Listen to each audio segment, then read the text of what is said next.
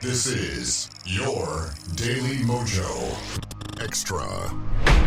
And now, Bradley J. Staggs. We're actually coming to you from the Daily Mojo Desert Air Motel and Convention Center. Phil Bell, however, our D.C. correspondent and all-around nice guy, is in Washington. Where is CPAC this year? Washington, D.C., right?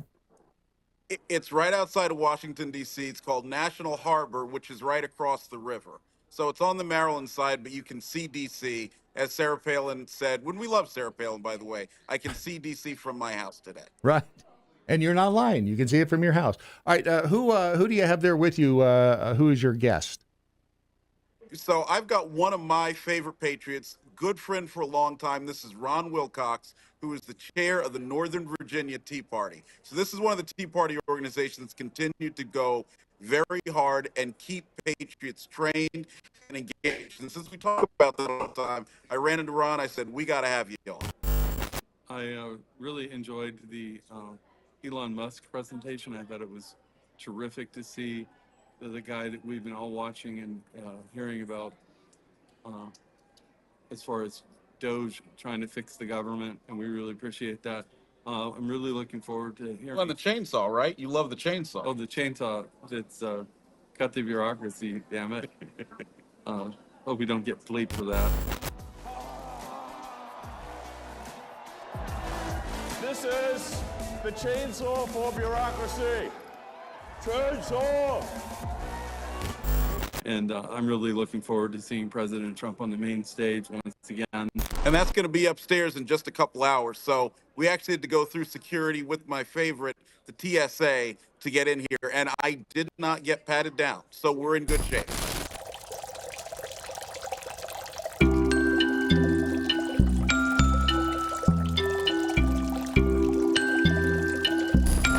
You know, I really was disappointed, but the funny thing is they looked at the microphones, got these new microphones, wait, what is this? And I said, I'm a highly esteemed member of the coming out with Brad Staggs. So they're like, all right, in that case, you can take it.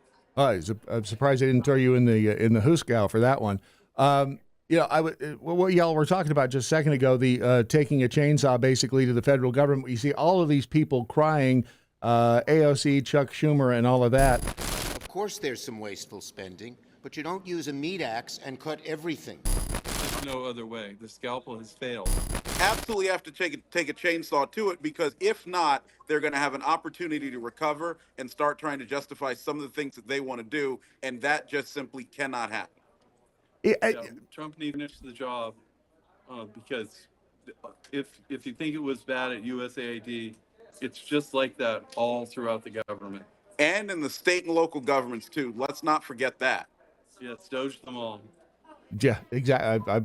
I share your enthusiasm. Yeah, right. Exactly. The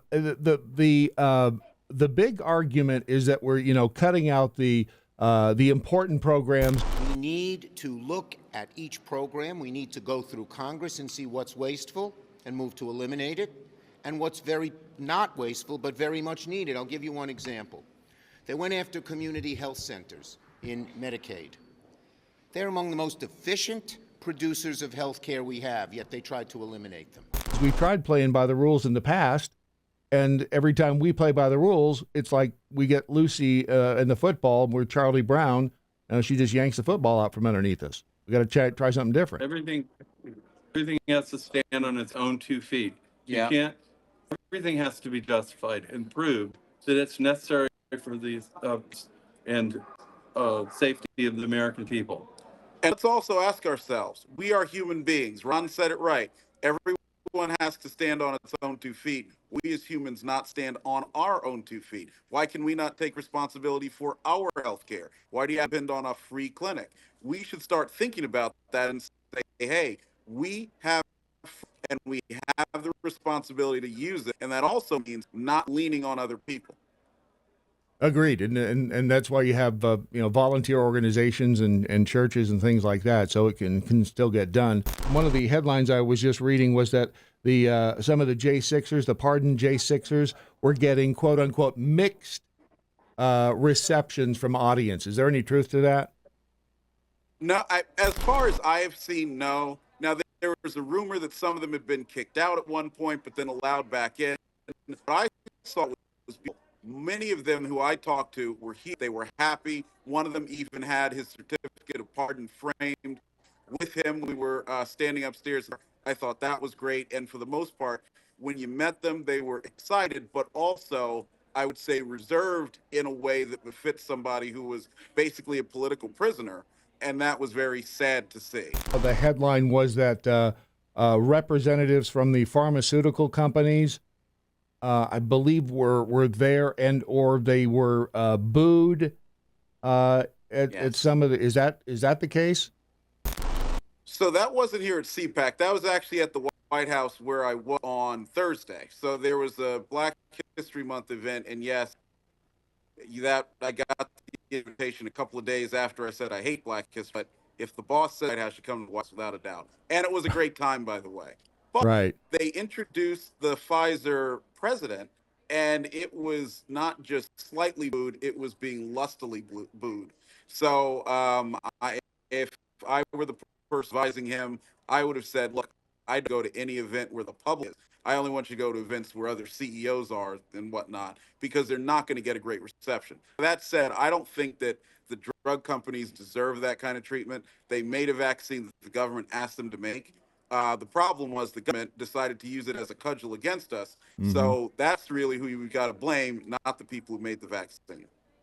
You don't think they hold any responsibility?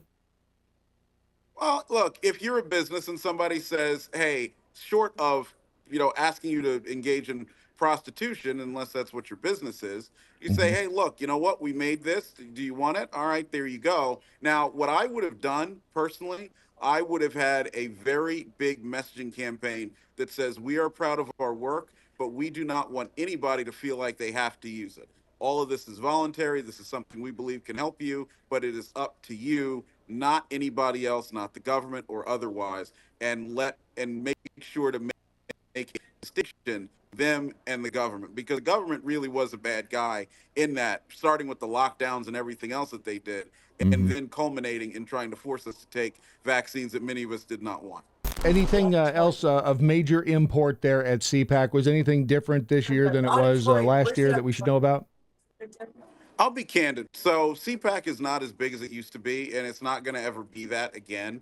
Now, that's not a knock on CPAC. I think that's the fact that because of CPAC, a lot of this movement has grown in ways that were never expected. So you have things like AmFest, you have smaller conferences, you have other big conferences that people are able to go to, and the fact that now you've got shows like the Daily MoJo where you can have conversations with leaders in this movement that could not take place years ago when we were just reading the National Review and watching the occasional thing on C-SPAN or PBS where Milton Friedman might be. So It's smaller, but you still have a very strong group of people who like being here, like having the opportunity to hear from really good leaders, and the chance, most importantly, to network and build relationships with other patriots.